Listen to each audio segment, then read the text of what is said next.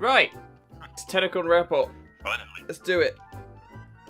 Jack is here to talk to me today about Tennocon because I should have done this like 2 weeks ago, but I was busy and lazy. So whatever, it's fine. Let's get on with it. No comment. Number one. Question number one. I don't have a question number one. I have stuff to talk about. Where's Number my list? one. My list is number one. The Tennocon wrap up. I've got a little TXT file here with all the details that I need. I've got the trailers on my other screen. Let's do this. Let's fucking do this. New player experience. So, What? the do you video think? was cool. That was cool. It was a bit odd, sort of having like a third-party guy just come in and be like, "Yo, new player experience, yo." Psych. I mean, it's nice to have it like properly made Yeah, by a proper filmmaker. yeah, that was cool, and the quality of it was definitely sort of top tier. It was like, oh my god, this is cool, and it totally got me hyped for Warframe again, because yeah, that hype train has hit ground zero, and it's going nowhere. It was going nowhere, and then that dragging along the seabed. yeah, and then that video was like, oh my god, let's turn it up to 11 and go. It was when the guy came out. I forget his name, but when the director dude came out, the guy who's doing Uncharted and I want to say did Dan else. It's like Dan Trash or something like that. Yeah, he came out and they introduced him as that guy, and I was like, oh my god, are they going to do a movie? Are we going to get a film? And then obviously it was just the cinematic, which was cool, but like I was a little bit like, oh man, that would have been awesome. I suppose, I don't know, maybe video game movies aren't necessarily the best source to draw from. God, I don't even want to attempt to pronounce this. Dan Trachtenberg. That's the one. Trachtenberg.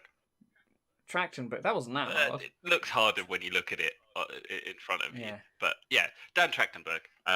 He seemed a pretty nice guy, but yeah, he definitely in before the leaked mag rework, he sold that one out. That's how you influence the game, guys. Fuck's Yeah. sake, my Facebook was open, so I just had a ding. Never mind. That's this is the height of professionalism in this video. This is it's a work in progress. It's a practice. We'll see how it goes for future videos. When also I have to apologise for somebody's audio quality. I'm not currently at home, so no, and you're using a silly little built-in headset. mic, so yeah, it's not great. Silly little rinky-dink Razer Yeah, headset. hey, shut up. Yeah, fucking hell. Oh, well, Jesus whatever. Christ. They're straying from the point. I am literally calling this Tangent, this podcast. So, I thought you were going to call it, like, I was thinking about this, and you could call it something like The Archive. The Archive. I mean, I was tempted by that for my Discord name. But anyway, I feel like I'm sort of proving my point as to why I'm calling this Tangent here. Okay. Cinematic was cool. I like it. It was very nice. The one thing I didn't like about it was just how I didn't understand what the Tenno, or like what the young lady who sort of comes out of the water, what the whole deal with that was. A lot of the sort of questions I've seen online or from sort of our friends is like, when is this based? Like, what time period is it?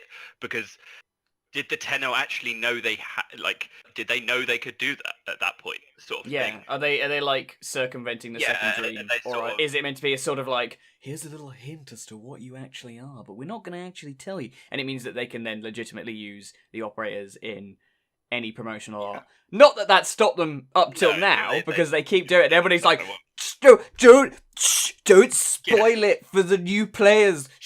The amount of people... That's too much information. It's like they literally. There's been operators in loading screens, all sorts of shit. Like it's terrible. It's terrible. The amount of times, or the amount of people I was watching stream Tennocon and sponsored streams and such, things were happening on the stream, or things were happening in the new player trailer, and all the veterans of chat were like, oh my god, what the hell are they doing? Why this is major spoilers. What's going on? Why are they doing this? What's going on?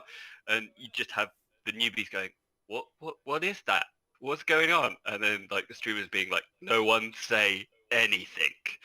Well, again, like I feel like it's all well and good, and I mean we've been playing the game for fuck tons of years God now. knows how many years. Like I've been playing it since 2013, just when the beta came out into open beta, I believe.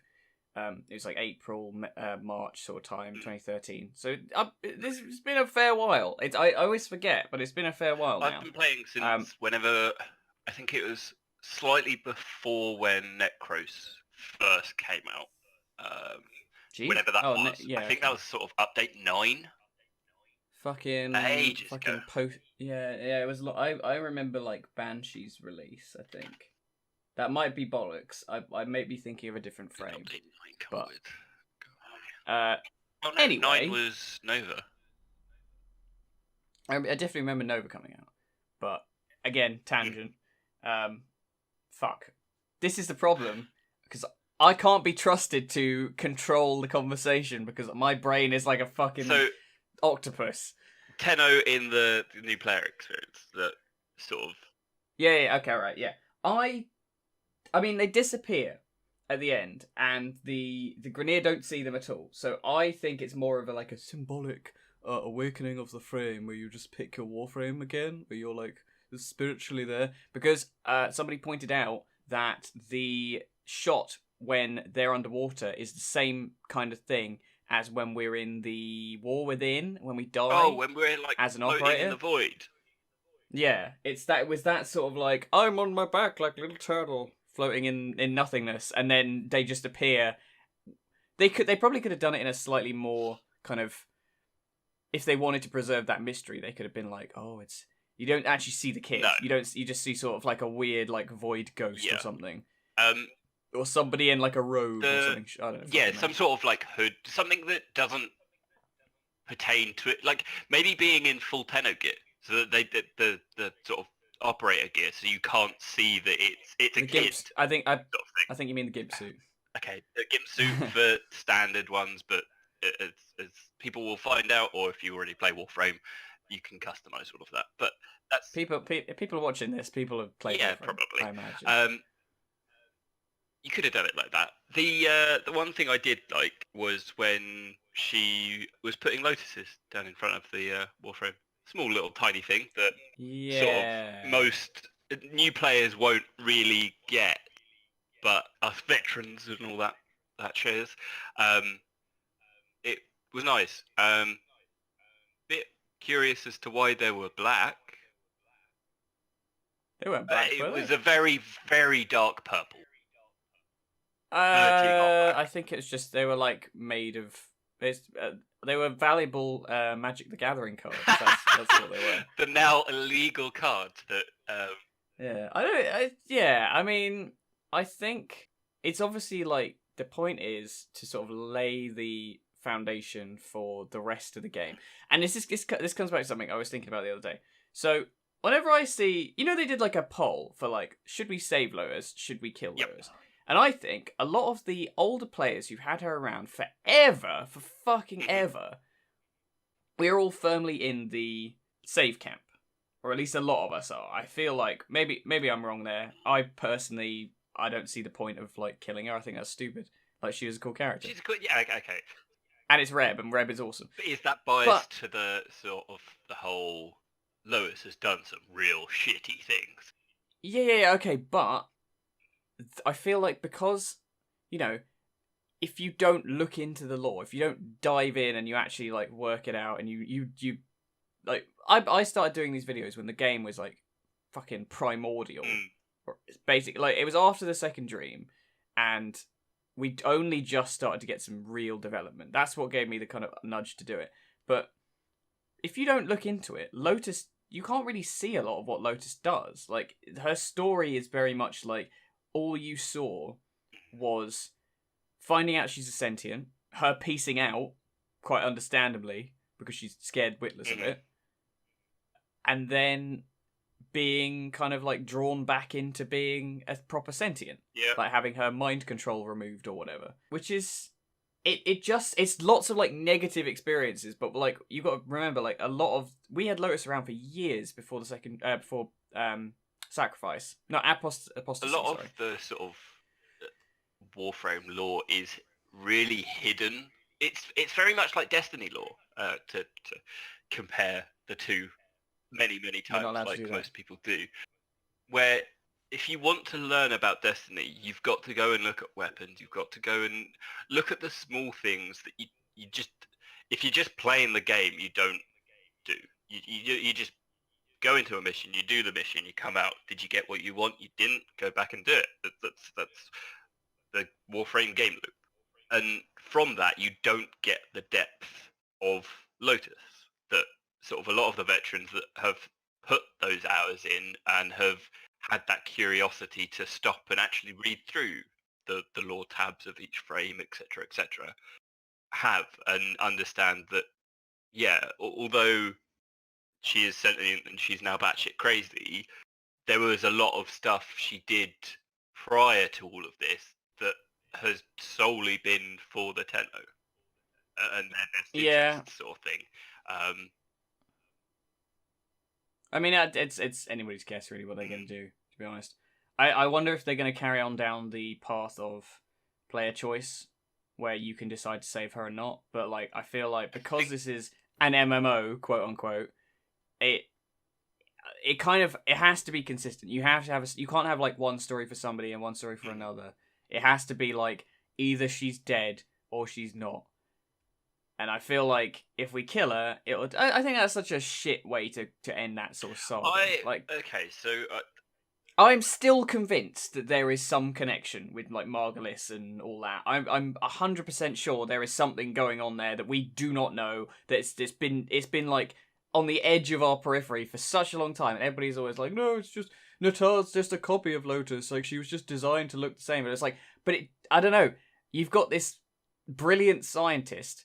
You've got all these breadcrumbs throughout the game, which are about like, I don't know, like Silver Grove and fucking Sylvana ending up as a fucking forest. You've got Rel going into his frame, as a permanent thing.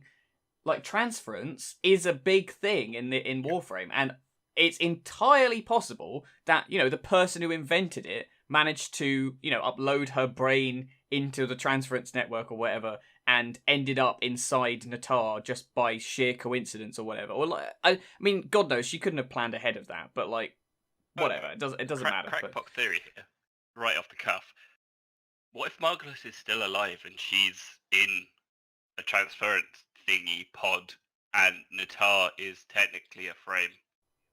That would be hilarious. I think what's weird about that is that I think we're fairly certain she got lasered, because that's like Ballas's whole thing. Is she got maybe it was like that stupid fucking Doctor Who plot where Missy gets basically lasered. She gets lasered and disappears, and it's like she got vaporized, but she actually just teleported away, and it was like, okay, that's a bit of a cheap one.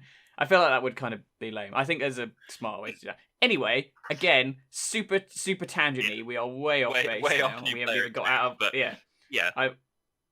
We've been talking for 15 minutes, and that's not even... I'm not even like into part 2 of 4. So, what was the other things about the new player experience thing? Footage of the Old War, that was cool. I mean, I don't need much to say on that. It was just nice to see like some actual proper footage of like DAC soldiers and have like old Grenier, the Orican Grenier. They're pretty blue eyes, mutated and like gammy and clemmy. Don't use that as a derogatory. No, but I love the whole. I think the best. There's a couple of bits in that trailer that are just golden. The first bit being. At least it wasn't a golden Excalibur. Oh. see, I want to see like the creation of the first Warframe. Tangent again. And I know we need to stop tangent. So it's called. That's the name of the podcast. It's called Tangent. It's called Tenno Tangent, except it isn't, because it's not going to be exclusively Warframe. That's just a primer right now. I'm just putting that out there. It's not going to be just Warframe, because there's fuck all to talk about this game most of the time. Carry on, Jack. Please do. I lost my train of thought. Sorry, I'll do that. But the Vault bit was cool because everything slowed down, and I was like, yeah, this is Vault. This is cool. Though he's getting replaced with Gorse. R.I.P. Speed. Oh, Vault as in... I thought you meant like... No, not Vault. Vault as in A-U. Oh. Yo. The Vault. Lightning Boy. No, I gotcha. That was cool. Yeah. I like the throwback to... They did a whole Cetus throwback in the trailer. Not many people noticed it, but... where it was just like all the combat was like it was the kids fighting. The kids fighting. Specifically the Vault bit where he's zapping about 3 or 4 Grineer. And I think it's the first time you load into Cetus.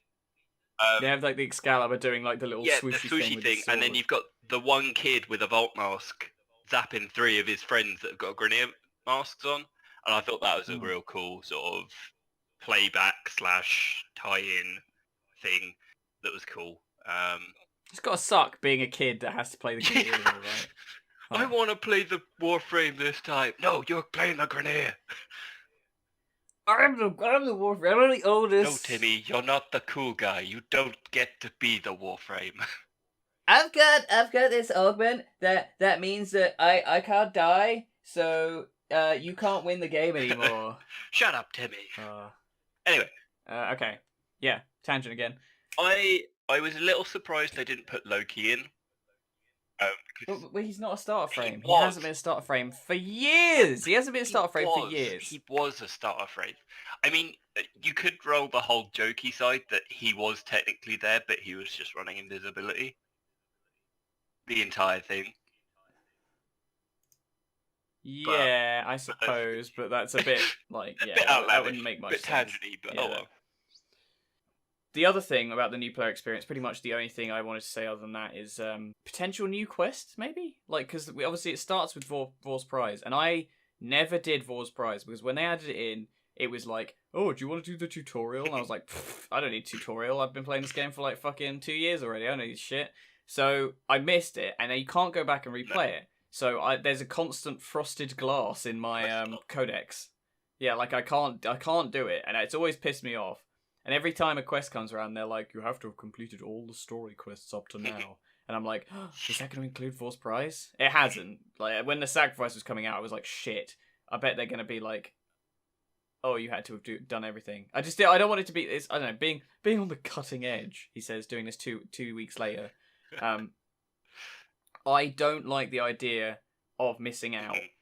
Got that hard-on FOMO. Yeah. I hope they do a new quest. I hope they do like refresh the whole start of the game. It might be cool to have it happen in like Cetus, just from based on what happened there, or not Cetus, but like in the Plains of Eidolon, rather than just doing it in like a vault in Earth. That would have been maybe it's meant to be like. That's why I wish they'd done it with like a really ambiguous character, with like just a hooded figure or something, because it meant that you could be like, it's your character, it's your dude or your girl, and they walk up and they like pick a Warframe basically. You're then like at the end of it, it's like Pokemon. You go out into the field and fucking Professor Oak's like, yo, actually no, that happens in the lab, doesn't it? I'm thinking of. I mean, you could do it anywhere on Earth, really. Doesn't have to be. I feel like it should have its own kind of like its own note, because that was a really nice looking place. That was like that sort of like area looked really good. I liked it. I mean, the Grineer in Do It while she's doing her whole like, I'm gonna give each Warframe a lotus, etc. With the Grineer in that bit, like no, they were post. So they were fucked up genetic. Yeah, they were green. I'm just trying to think how they do it, really, as to whether sort of... You do like a little flashback. Where you're playing against... Well, that'd be weird, because you have to make an entirely new enemy type. Or would they? Playing to Duviri. Shit. I don't know. Honestly, like, there's... I hope they do something. I'm not 100% sure they will, but... I think they will. They'll do something that ties in... Actually, you know what will happen? You load up Warframe, you make your account, they'll play that trailer, and the end of that trailer, where Mag sort of unclenches a fist or whatever it is, that will then flick to a select screen, of those three sat in that position, the sort of kneeling, you get to choose from there, and then you're playing that mission. You're killing the grenadier that are there.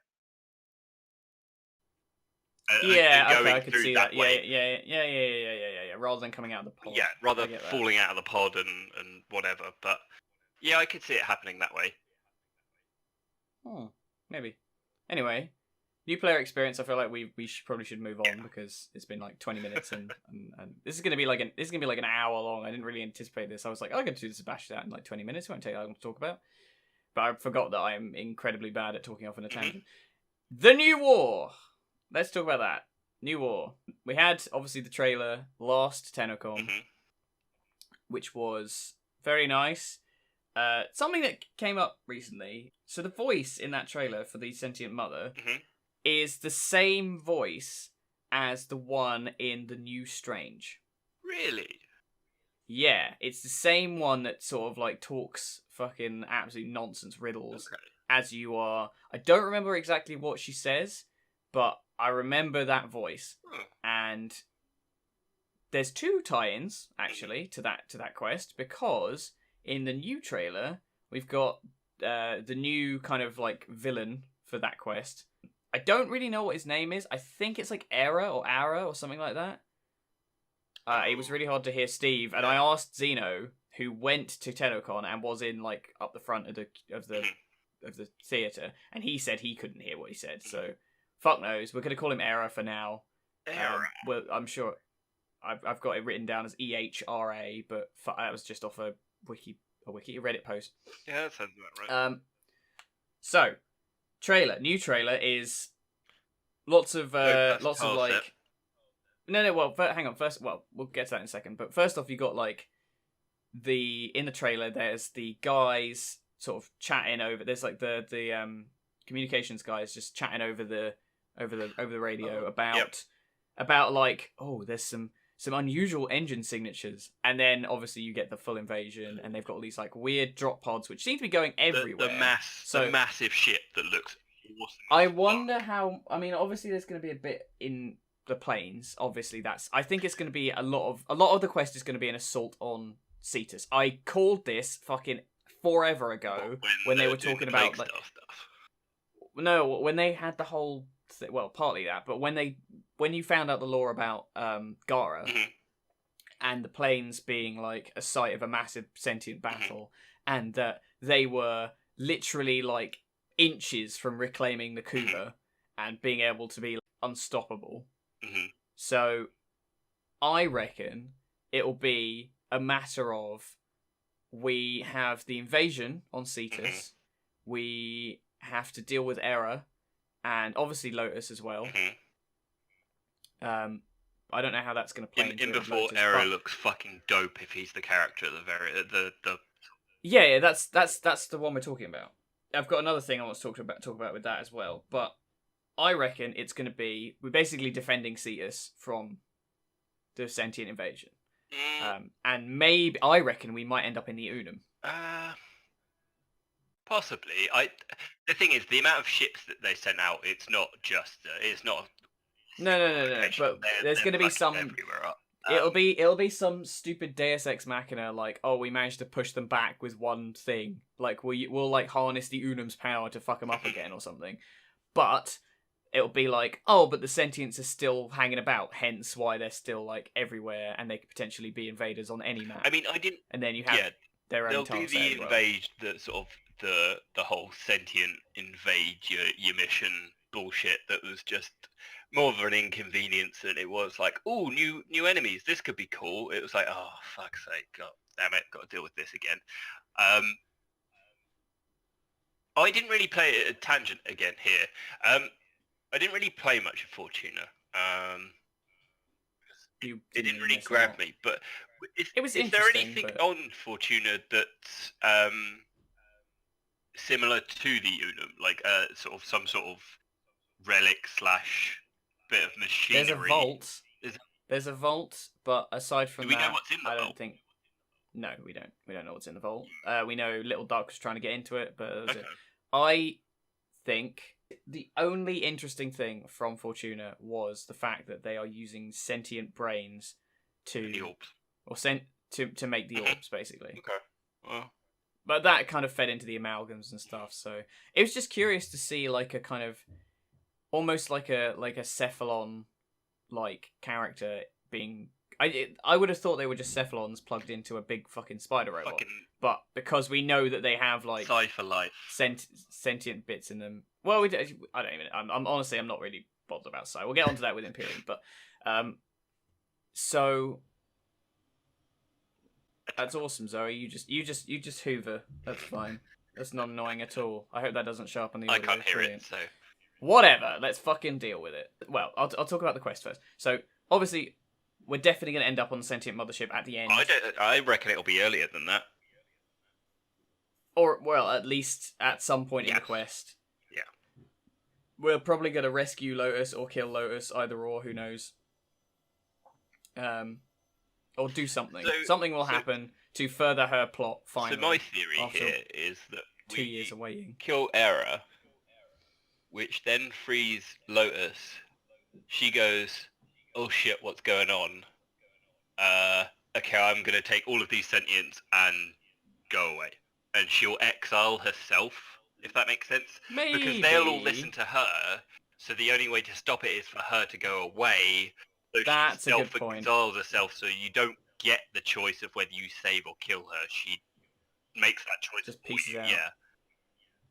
I think that could work. The way, I think it's a bit flimsy because we don't know how high up in the hierarchy she actually is, because she was just an infiltrator for them. That's true. Like, I'm not sure, because all of the sentients are really the mothership's children, and there are other mimics that we know about. So, like, are they on the same level? What I found interesting was, so I spoke to Zeno about this the other day, and he told me his theory for this. So there's a lot of things going on about Era, like theories about Era, and like who he is. So Steve said Era is Lotus's brother, not necessarily by blood, apparently, which is interesting because he has more than coincidental similarity to Ballas in his long arm appendages. Well, just he looks very... He's got legs. Yes. Which is probably the first thing I'd be like... I mean, the Sentients have legs, but they're more like... They float. Kind of pointy floaty boys. This one walks. And I think that's significant, because I reckon this... If you look at the way his legs move, it looks like Ballas is turning into a Sentient, obviously. That's the whole, like, what Chimera showed us. So... There's a theory that, like, he's being turned into a sentient, sort of replicator style, or like Borg, basically, or he is slowly being sort of like eaten by a sentient, like they're repurposing him or whatever. There's another theory, and I will give credit to Zeno for this. Basically, the theory was that Era is Ballas, but Era is his normal form, and he was always a mimic all along. Like, he's turning back into a sentient now. He was sent in to be a secondary agent to kind of... Because I don't know, it's a bit... That works. Because there's still a bit of a plot hole in the fact that Ballas is just like, lol, I'm just going to sell out my entire race to these fucking killer robots because they killed my girlfriend. Like, it still feels a bit... And again, like, he's not stupid. He must have known that Natar was not Margulis. Or he must have, like, at least thought that. Unless he had other reason to believe why. God knows why. But... It's an interesting theory. There's potentially he could be... It could be Ballas, like, all sentiented up, and we could finally deal with that kind of... That would be... Like, how cool would that be? Like, you're fighting him and he's dead silent... And then you hear his voice coming from the sentient. You're like, what the fuck? Yeah. How did this happen? That'd be cool. The other thing I found quite interesting about Era, if you look at his face, it's kind of like a weird bird skull. If you know what I mean. Like, his face has got that weird kind of skeletal look to it, yeah? That skull is pretty fucking similar to the one in The New Strange. That's me going back to that quest again. Like the Chroma quest. The Chrome. He has Jesus like Christ, that is yeah. hell of a fucking way back. That's yeah. So, do you remember we found like the ancient machine or whatever? And it's like this little. It's like a Orokin machine with a weird. This is before we had like. Well, I think we knew the Sentients were drones. We didn't know really what they were, so this was a bit weird. So we had that like weird skull thing, and we didn't really know what it was about because the Sentients never looked like that. Like none of the Sentients have ever looked like that, and they've never had that kind of weird avian look to them. Whereas Era is the first one to have that look, to have that weird shape to him. So I wonder if there's a connection there. It's not exactly the same, but it could be. There's a good chance. Yeah, I can see that. I don't know. Who knows? But it's interesting. I'm curious to see where they go with that. So obviously we're going to the mothership. Talked about that. Poor boys. The new enemies look fucking incredible. I'm so happy we're finally getting them as a proper faction because they've been. Just think about how long it's been since they were introduced, and we were like, "Oh my god, the tombs of the Sentients are opening. Oh my god, they're coming. We're gonna have to fight these new enemies en masse." And it's just like they're barely there. Like the only place you fight them en masse is really in Cetus. Plains of Eidolon. I mean, you say that, but it is like going on like 4 or 5 years now. I know. But it's probably more like 3. Anyway. Yeah, Portal Boys look fucking awesome. They are hilarious. Shield Boys. Cool. I like the new kind of like, for lack of a better word, sort of thrall ones. The ones that like creepy dogs that just run at you. Oh, those ones are weird. They look great. I love the kind of like weird crustacean-y kind of feel the Sentients have. Like it's very original. Yeah. That's one of the things with Warframe that always brings me back is I love sci-fi, but not many games do sci-fi in the same way Warframe does. Like Destiny's very, very good. But it's a lot more traditional sci-fi. Whereas this is like fucking ninjas and Asian culture and all this weird ninjas in space. Ninjas in space. Side note, and tangent again. What the fuck is the contest they're running to put someone in space? Like, what the fuck is that? Yeah. Like, no. Okay, so it said was it like $250, $250,000 towards a trip to space. I was gonna say $250 wouldn't get you very far. No, it will probably get you a shuttle. Like that would be lucky. I mean, that'd be lucky. It'd be a very short flight if it was. Yeah. It's such a. I know. Even that, like, because surely it'd be in America, because I think it's with NASA. Yeah, it's with NASA, but it's multiple millions to get into space. Like, it's not worth. It's such a gimmicky thing that it's just like, ugh. Yeah, it's 250,000 towards that, so I reckon it'll be like a trip that somebody will never see if they win that competition. But who knows? Who fucking knows? We'll see, I guess. Maybe we'll be proved wrong. Maybe. The tile set.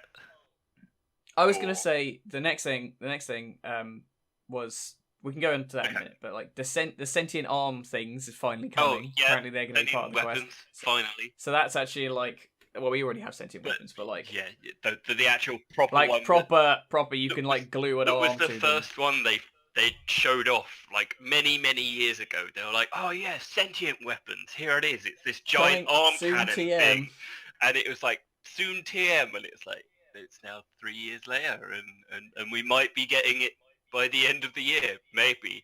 Yeah, well, it said if they keep their butts in gear. Well, they're committing to Christmas, but. It's DE and delays are a thing. Like, I'm amazed at how long it's taken them to do this quest, to be honest. I guess they've had other things they wanted to do, and there's a lot, like, Empyrean is definitely, we'll talk about that in a second, but, like, Empyrean's definitely soaking up a lot of time as well. So, what were we saying? We were saying it's the tile set. What did you want to say about the tile set? I actually love the Sentient tile set. It's so good. And I think I like it so much because it reminds me of two things. I'm literally, I'm just going to cut you off there just to say, like, literally about an hour ago when we were looking at a dev insight thing that Bungie did, and I know you're going to say it looks like the Hive. It looks, I was thinking about it, looking like, that is almost exactly, both of them have managed to get exact, because obviously they've taken that kind of weird, like, skeletal structure thing, and then Destiny has gone with making the Hive stuff red. So it's like this weird singularity where they're slowly going to turn into each other. I'll talk about that later in our next video, but Hive on the Moon have always been red. But side note, small point. They've always been red. I didn't know that. Yeah, okay. I didn't know that until this morning. Awkward. Anyway, Awkward. The second thing it reminds me of, and makes me laugh even more after what you've just said, is that it reminds me of Oblivion and the Oblivion Gate and all the demons. And it's funny because that came before both Destiny and Warframe. So who copied who? Yeah. No, I wasn't saying anybody was copying anybody. I know. I think it's just a It's a very good aesthetic for a very sort of parasitic slash. It's nice and different. Yes. Yeah. It reminds me of a horror game called something Scorn. something. Yeah, Scorn that is yeah. been pushed back in development for 8. I really want to play it. Tangent again. Anyway, tile set was great. The music that they put to that tile set announcement was glorious. It was. It's it's like Sentient style, isn't it? It's always got it's got that weird like abrasive synthy sort of sound. Clicking.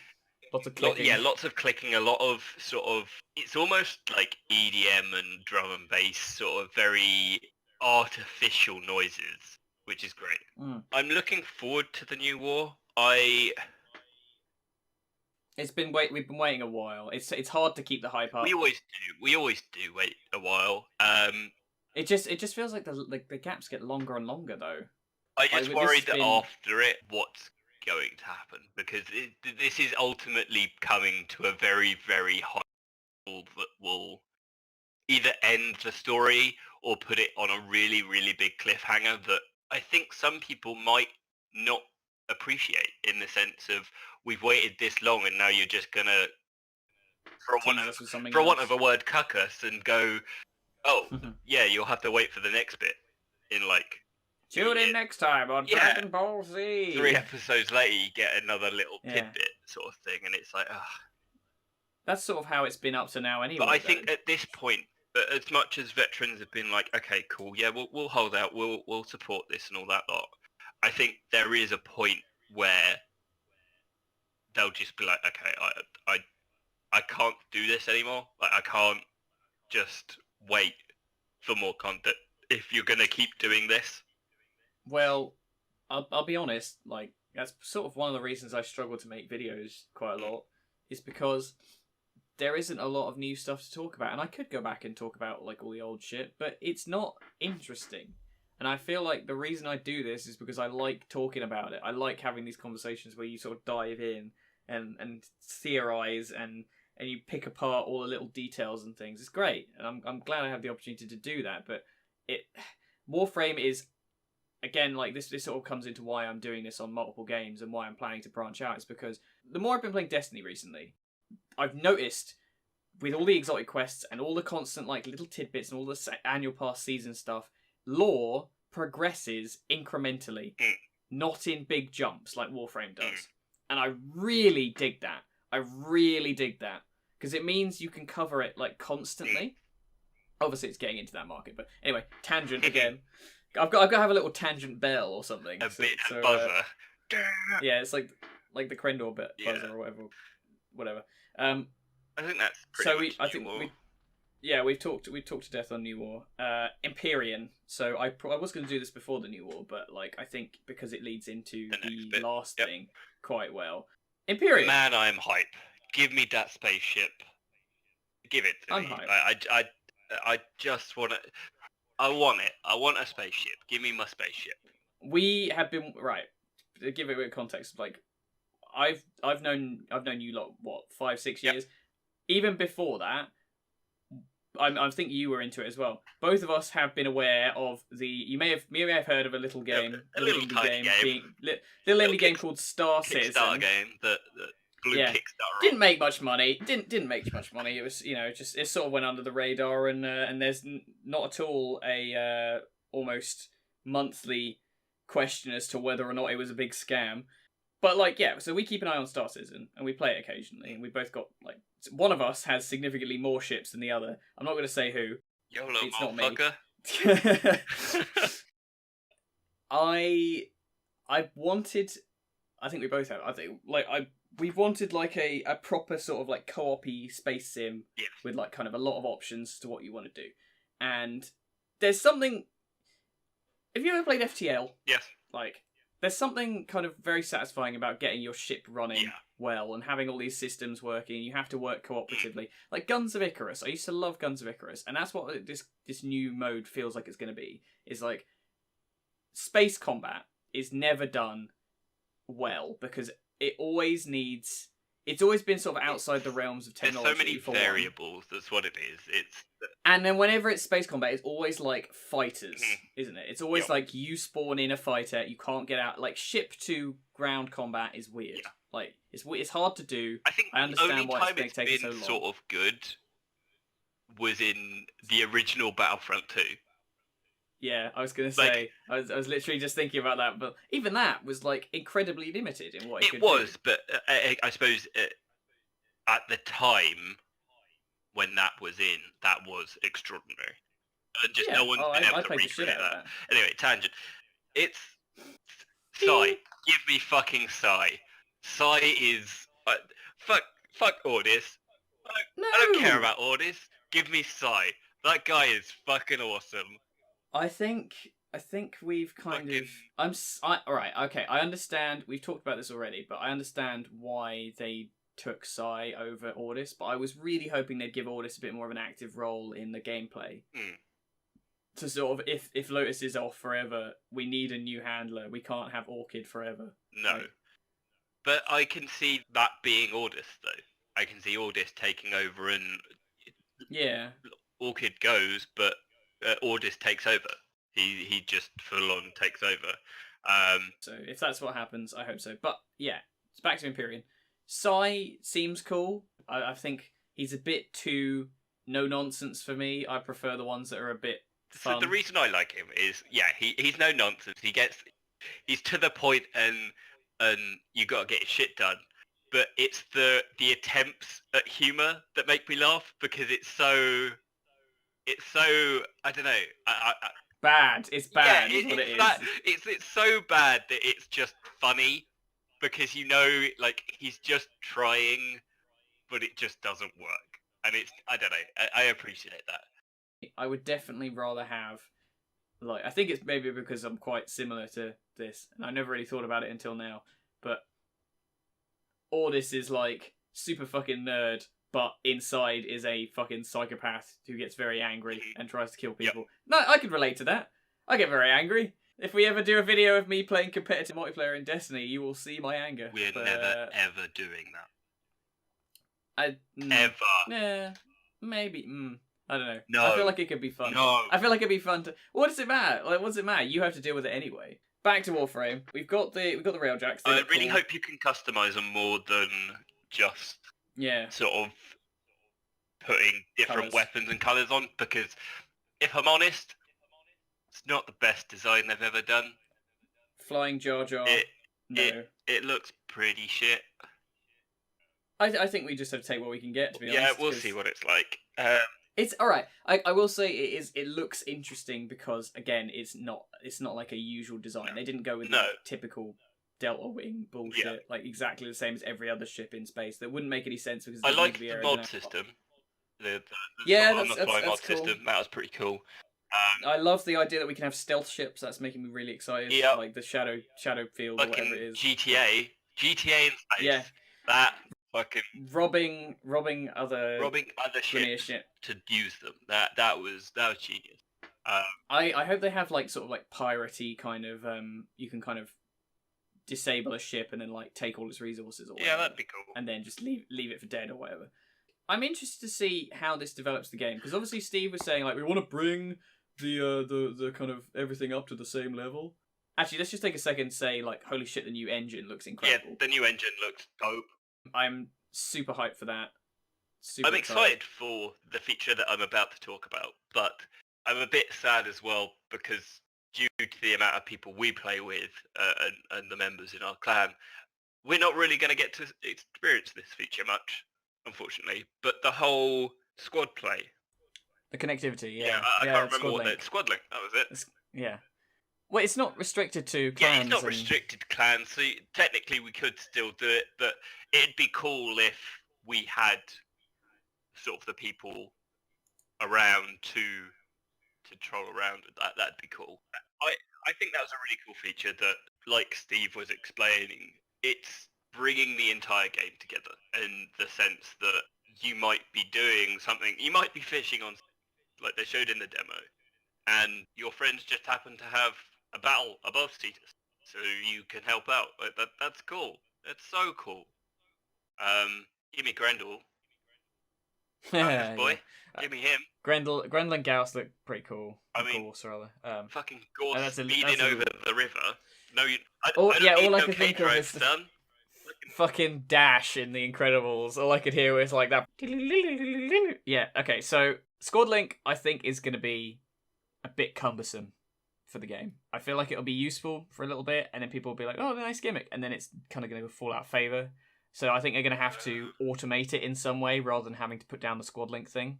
Like, you could set your Squad Link to always be open, so you've always got like quests coming up in the corner. You could be like, oh yeah, I'll do that while I'm here, and then you get bonus rewards for doing that. So if you put the Squad Link, I know, but you have to put the thing down. Yes. You have to do it every time, and it's gonna be like a pain in the arse to stick that down every single time. Okay, it will be because you're not gonna think to do it. But what if you want energy? You got to put a No, I know. Yeah, well, some of us have builds optimized to be able to, or you have Xenuric, as opposed to so those of us you who want to capture a synthesis target. You want to take a picture of something. You want to scan. No, Jack. I'm not talking about that. I'm saying to keep it healthy and keep it constant in the game and have it be like a evergreen feature. It has to be happening fluidly. You can't have to go out of your way to do that. Well, because this is the thing. The reason they've not made it like that is because what if you don't want to take part? Well, have it as a toggle then. Have it as a toggle. Just as cumbersome. No, it isn't.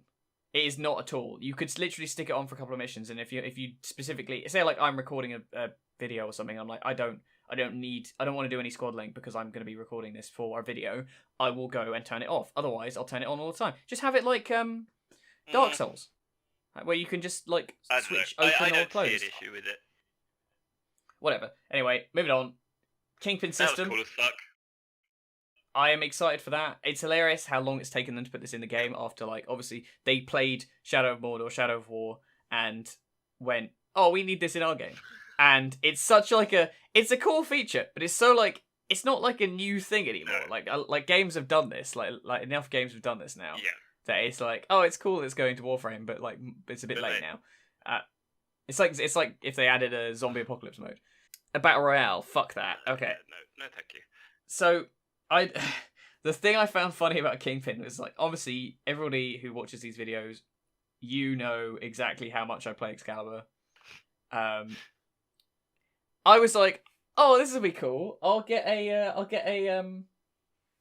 like my own nemesis, and the nemesis will, it'll take my powers like Slash Dash and Exalted Blade, and it's basically just I'm making another Stalker is what's going to happen. Pretty much, yeah.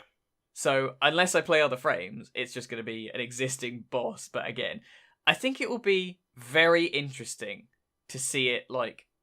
I want these characters to persist. I want there to be a quest down the line where it's very... it's very, like, slot in, so you don't have to have, like, a specific... So, like, I like the idea of having one guy, and it's not like... From the trailer, it looks like you can actually straight up just kill them.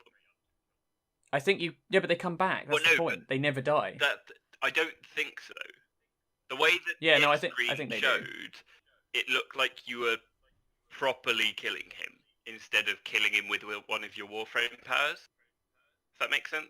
Oh, I see what you mean. So, like, if you kill he'll one... show up like Stalker does in your missions, and you'll kill him that way, at which he doesn't die because he fucks off. But yeah, we don't know how other ways he's actually implemented in the game, or she. The mission could be grilled. That they showed was you finally going, okay, this is enough. I need to deal with you, sort of thing, and you go and actually kill him and take his coup. I guess.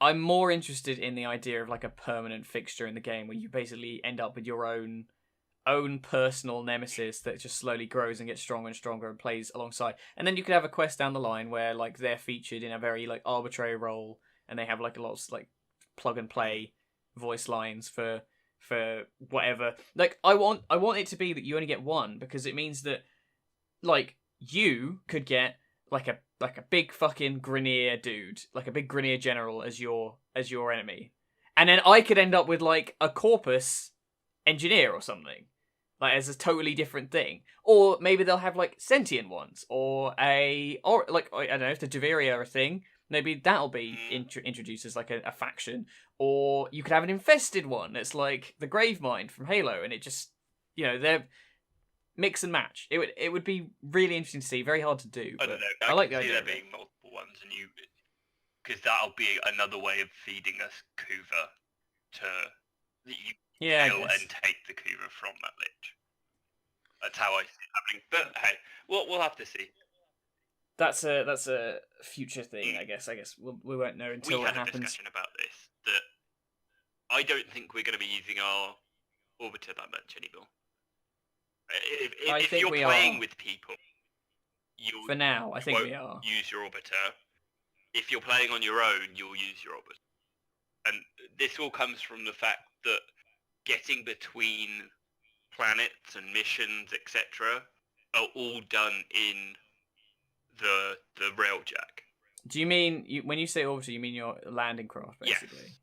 Because the orbiter doesn't actually go anywhere because it's the base, and that's where the railjack plugs into, and they've just updated it visually as well. So seriously, that's going. Because I thought our railjack goes to our clan hall.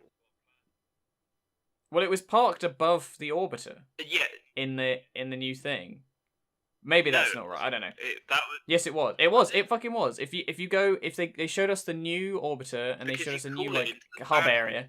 I know, but when we were like being shown around the new orbiter with all the new engine and everything, you look up and floating above the clear ceiling, floating above the moon roof for all that stargazing, was the railjack. I don't know if that was like a permanent fixture or just like a preview thing. Maybe it doesn't actually sit there normally, but whatever. Yeah, it does come into the clan hall, obviously. Like that's where you customize them, I guess. Sorry, tangent back to the orbiter that they didn't discuss in the Empyrean show, but they did in, I want to say, the art panel. The rooms are getting moved around. Yeah, Helmet's moving. Helmet is moving because it was never meant to be in that room. Apparently, it was just a sort of, oh shit, we need to sort something. Let's throw it in there. The only room that isn't changing, and they've said, the way they said it makes me think something's happening in that room, is the Tenno room, the operator room, at the very back. They went and said, and don't quote me on this, because I'm trying to remember it, but they went along the lines of, there's too many assets that have already been made for that room that we can't move it around and change it, because we'd have to go back and redo all of that stuff. So it makes me think that there's stuff still meant to happen in that room. I went and had a look the other day. You know those 4 pillar or the 4 circle things on the floor? Mm-hmm. I wonder whether, because this ties into what we'll talk about after this in Duviri, I wonder if those pillars are portals / Mind Palace, Ascendant Plane, Gateway things to how to get to there. Because one thing I was going to talk about, we'll talk about when we talk about Duviri, is how the fuck do we get there? If they're classing that as an open world zone, how the fuck do you get there? It's not going to be like a point on the map, is it? Well, it could be. Well, the void has got points on the map, hasn't it? Yeah, so but I mean, it wouldn't... I suppose you could do it that way. God knows, to be honest. I don't know. Duviri's confusing as fuck, and let me just... I don't think there's anything else on Empyrean we need to talk about, really. I was going to say just a quick last thing about, like, we were talking about the railjacks. Mm-hmm. I hope... this sort of ties into what you were saying about, like, the customization thing. And also the thing where we were talking about we don't necessarily have everybody around. It would be cool if you had a railjack that was designed for less people. Sort of Sea of Thieves style, we could have like our sloop one. So you have like a minimum of 2. You have a brigantine kind of one for 3, and then a big boy one for 4. Like it would be cool to do that because it means we wouldn't necessarily be restricted because we wouldn't be like trying to run the railjack all at the same time. Oh, I mean, you can hire people, can't you? As well. The other thing that I just thought and remembered is that you can hire people. You can have you have people running engineering, etc., that give you bonuses. I wonder how that works. Whether it's like something you have to go to Fortuna and like pick somebody up, or go to Cetus and pick somebody up, or whatever. Who knows? But you're right. Let's move on from Empyrean because we've been talking about it for ages. Duviri, Plains of Duviri, fucking Red Dead Redemption in space. In giant space worm for one. Right. Okay. Yeah. Let's just break it down. So you get basically sucked out of your frame. Void blasted out of your frame. And you disappear into the void. You sort of dissolve into the void. And then you wake up with a little mask on and a big fucking worm. In a giant colourless world. Big giant alien worms thing. Or like, well, it looks Orican to me. Yeah, it was Orican. Flies overhead. Yeah. It flies overhead. Big robotic worm. Bit like the Leviathans from Avengers, like you said. Big, weird, like, almost like, it reminds me of the Reef in Destiny. I know we're talking about Destiny a lot, but... yeah, it reminds me of the Reef. Yeah, I can see There's that. like it's lots of like weird floating platforms. In the background, obviously, there is a certain ship crashed into the ground. Mm-hmm. And it's very, if you know Warframe lore, it's a very interesting one because I reckon that's probably the Zariman. Yep. I reckon we're finally going to deal with that. And I am super excited. That is the best part of this entire trailer, is the fact that the Zariman potentially is going to be, like, we're going to deal with it. The other thing, aged up Tenno. What is that about? Like, that's weird. Weird beardy Tenno, which coincidentally looks like Hayden Tenno from Dark Sector, which I thought was quite funny. No powers as well. Or, well, at least no powers to start with. I can see us sort of going through and... connecting the mind and body. Yeah, it'll be a whole sort of... I reckon this is the thing of, oh... this is how you use your powers in the void. No. What I think it is going to be, we're going to age up, and it'll be a matter of our Tenno now has been a manifestation of their mind, just like physically manifesting in the real world. Yeah. That's why we can just sort of teleport across fucking space into our warframes. And the adult version of us is the body. Yeah. Sort of preserved in the void. So we're going to go back there, and we're going to have How did the gun get there, though? Good question. I don't know. Honestly, that throws me off entirely. Because obviously it's like a tigress just jammed in the ground for some reason. By young Tenno. Is it supposed to be the same dude as before? I guess so. Interesting thought. Don't know, really. Yeah. I guess maybe there'll be like well, it's supposed to be the whole update is called the Duviri Paradox. So maybe that's the point, is that like your earlier self is there, or like your Tenno soul self is providing you with like basically just helping you in any way they can. The other thing that I saw in a Reddit post not long after this all sort of came out was Onko said something. I can't remember exactly what he says. I imagine it ended with Quill Onko Primary. Yes. He refers to himself as multiples. Yeah, but we know that Unum sees like everything, like all parallel universes. So maybe it is what if it's something to do Onko with helping us out? Fucking... Maybe Onko maybe that's how we get there. Onko maybe is we use the Unum. The sort of I can't remember his name now. Quest giver. What's the quest giver in Cetus? Konzu. Early lunch for Konzu. Yeah. What if Onko, non-primary Onko, is quest giver in Duviri? Maybe it's like a kind of alternate universe where the void like rips everything apart. But who knows? Like that'd be weird, but it'd be cool. I'm interested to see what they do with it. Honestly, I think it's like the next step, because obviously once we're done with the Sentience, I think this wraps up Sentience for now, like with the new war. Yeah. I reckon Duviri is going to be the start of like a kind of more void Orican saga. Void saga. Yeah. Orican horsey. Yeah, the fucking horse looks amazing. It reminds me of Odin from Final Fantasy 13. I'm super hyped because I love that summon. Also, Robot Dax. He was actually a robot. Robot-looking Dax. I wouldn't say Dax. I had a theory that maybe this is not a parallel universe, and there were other people on the Zariman, obviously, and the way they survived, as Orokin generally just swapped to new bodies. Shit. The way they survived was basically they created themselves artificial bodies to kind of because we know they can transfer into anything, and that always seems to pop up in every plotline has transfer into it somehow. How do you do that though? No, but they might have. But remember, there's that like concept art we got originally. Void Hooby Dooby Wooby. We got the Hooby Dooby Wooby.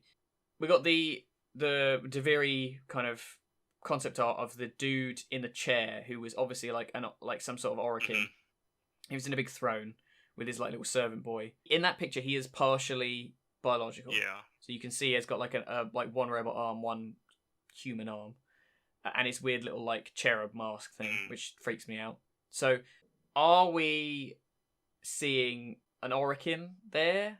Or is it just some random dude in the void? Or is it a Tenno that's half converted? Maybe the idea is I think it's going to be another exploration of transference, like transferring into robotic bodies as opposed to like Warframes. Yeah, that'd be cool. It would be interesting to see. There's a lot of unknowns about Duviri Project at the moment, or Paradox, sorry. That I don't know. I don't really have an opinion on it yet, and I'm not hyped for it as much as I am the other bits that got announced. I'm a bit confused by it. I think that's probably more than anything I'm confused by. I'm interested, but like it's probably so far off that it doesn't bear thinking about at the moment. Like, I think it will make more sense once New War's done, because I reckon that will be what takes its place. I think New War will be the end of the Sentient, or at least for the moment anyway, the end of the Sentient sort of quest lines and story that we've been going through. And yeah, Duviri is the next thing, or what's going to take its place for a little while. Yeah, it'll be interesting. But I'm not so hype about it at the moment. Who knows? Okay, so this is sort of like our last like kind of wrap up thing. What order do you think these are going to release? I have kind of like my idea of the timeline of this, but I'm curious. Like I'll say mine after you've done yours. In what sense? As in what? So new player experience, New War, Empyrean, Duviri. Like in what order are these coming out? Like in what? Like where would you place these on the timeline between now and like? Will be October, maybe November. No, I think Empyrean's probably August, September. Really? I don't think so. I think Empyrean's not far off. I actually, so they'll try and do it for September. It'll end up being August. Is how the reverse. October. Yeah. New War is slated for Christmas. I reckon it'll be January. Yeah, it'll probably be pushed, I imagine. And then Duviri Paradox will be sometime next year, and in between New War, Paradox will be the new player experience. I don't think the new player experience is getting it done anytime soon. I don't know. I would say probably Empyrean sooner rather than later, and then the new player experience, then the new war, and then Duviri obviously is next year, maybe even later, because we don't know. Because obviously they show, it's like Steve said at the con, he was like, "Oh, I don't want to come every year and show you like what's the next thing coming next year." World. Yeah, or like just I like that they don't do like. There's obviously big announcements, but it's not the world we live in with games these days, with conventions. Like you saw it with E3. Lots of people were just rushing to get like their big announcement out. It was like big hypey announcements, building hype, getting attention, making stuff go viral, all that shit. I like that Warframe, although they did have a lot of stuff to hype people up, they don't put stuff out that's coming in the next year. Like it's potentially beyond that distance, which I think we could use more of in kind of, long like Destiny maybe would be. I mean, it's a bit of a spoiler, I guess. The way Warframe has like multiple story threads kind of works for it, but Destiny would maybe work. WoW is something I was thinking about. Like, like Blizzard always does. They have their BlizzCon announcements. Barring last year, there's always like the next WoW expansion or the next game. It was like Overwatch or whatever. Like it's always in spitting distance whenever they announce it. I like the idea of like being a bit more open and talking about like what's coming in the future. Like you won't necessarily get as much of that like absolute crescendo of hype but it's refreshing to see the development and see like where they go with it. Yeah. Anything else? Any broader speculation? Anything? Because that's literally like the last thing to assume. Where would you put Gauze and Grendel in the release? Gauze is imminent. Yep. Grendel is probably. Do you reckon Gauze will drop with Empyrean? If you're saying Empyrean not. So soon? Probably not. I wouldn't say it's like incredible. I'm saying summer, so I'd say like August for Grendel and I reckon Gauze is more likely to come with it, and Empyrean. Gauze is likely to come on his own, and Grendel will come either before or just after Empyrean. Neither with them. Maybe with. I don't know. But I reckon Grendel's got more chance because they're still polishing Empyrean, and Grendel's not done yet, whereas Gauze is done. Fair enough. As I understand it. But who knows? Anyway, thank you very much for watching this disaster. I'm sure we'll get better at this. Tangent Fest. And not constantly talk over each other. But this was about an hour and 10 minutes-ish, which I'm pretty comfortable with as a length. I'm going to have to... God, it's going to be forever to edit. I'm going to have to go through and just like chop bits of like pointless shit. But I do want to leave the pointless shit in because I used to listen to podcasts back in the day, and I always enjoyed the ones which are a bit more natural, which is why I was going to get like kind of an itinerary, which is sort of what I did here. But I like the stupid just like going off and talking about rubbish for a bit. Like it's more entertaining. It's better format. But yeah, thank you very much for watching, everybody. Cheers, guys. We will see you next time. Later. Bye.